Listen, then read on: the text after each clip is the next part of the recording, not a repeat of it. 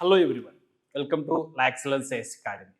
Recently, the Ministry of Environment exempted certain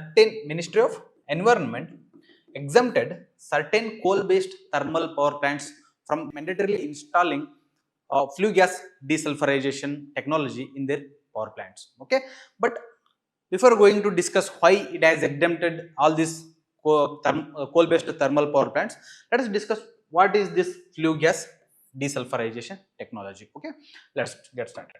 The first is, what is this flue gas desulfurization technology is all about. This technology is used to remove sulfur dioxide from the flue gas. But question arises, what is flue gas? The flue gas is nothing but a gas which is emitted after burning coal.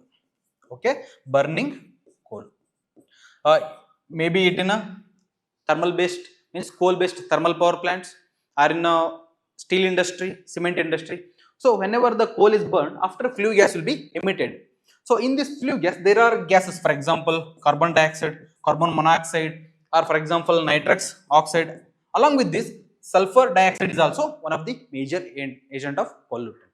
Okay, in order to make sure that the sulfur dioxide will be removed, this particular flue gas, there will be a technology called flue gas desulfurization technology, which is being used to remove this particular sulfur dioxide. And how it works?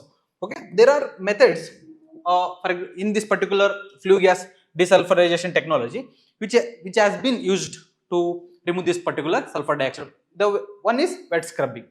In wet scrubbing, the limestone slurry will be used to remove the sulfur dioxide. This particular limestone slurry is sprayed into this particular flue gas.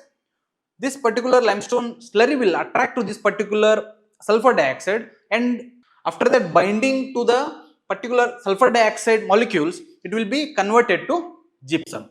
Okay, this is how this sulfur dioxide gas reacts with the limestone to form gypsum, as we already discussed. Okay, and other this dry FGD and also semi-dry. It means in semi-dry mix and dry FGD is also simultaneously used to remove this particular sulfur dioxide.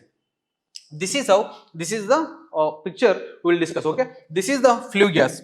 This is the flue gas which is flowing like this. Okay, from another chamber. This is how, this is where spray tower. This is spray tower. This limestone slurry is following like this. Okay, this is, okay, the flue gas is flowing like that.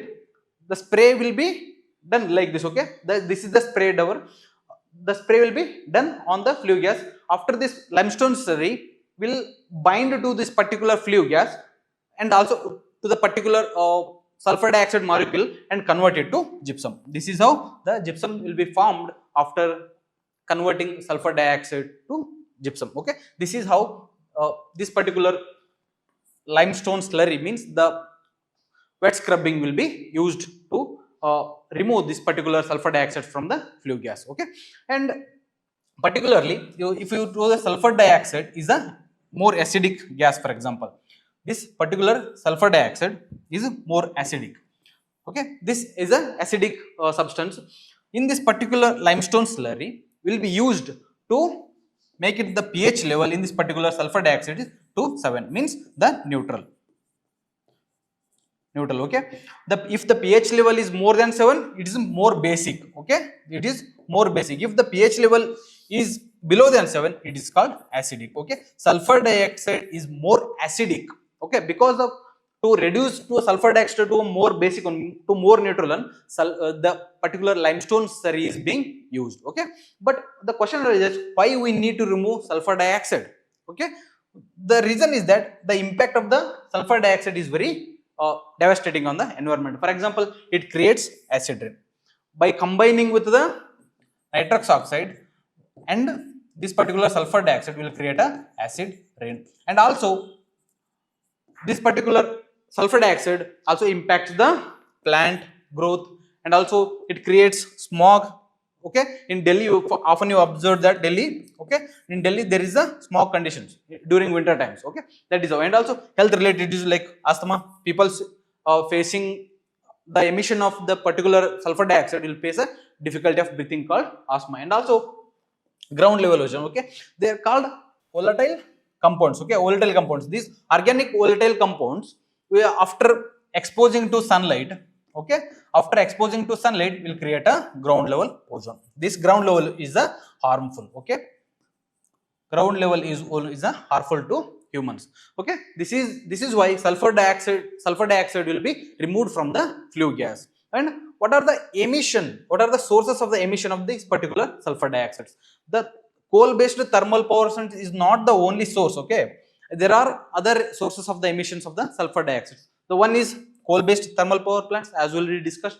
Other one is steel plants, cement factories, okay, petroleum refineries, vehicle combustion, for example petroleum products, vehicles, okay, that is how the sulfur dioxide emission will be done, okay. Smelting industry, for example iron ore, this kind of smelting industry, for iron smelting, other for example copper smelting, this kind of smelting industry also emits sulfur dioxide to the environment, okay. Hope you understand this topic, okay. Thank you.